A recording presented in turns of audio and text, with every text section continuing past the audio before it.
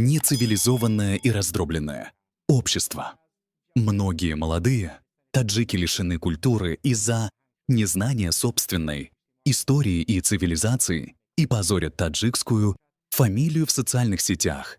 Таджикские женщины, в свою очередь, не знают, как воспитывать детей из-за отсутствия денег и того, что их мужья не вернулись из эмиграции.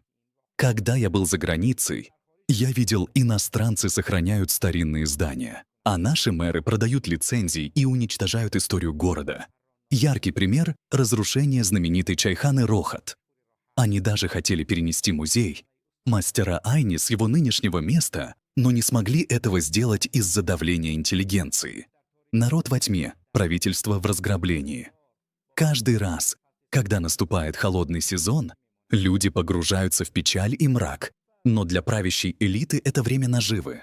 У них повсюду свои козлы отпущения, так что любой, кто выскажется, будет оклеветан и посажен в тюрьму. Молодой таджик не знает,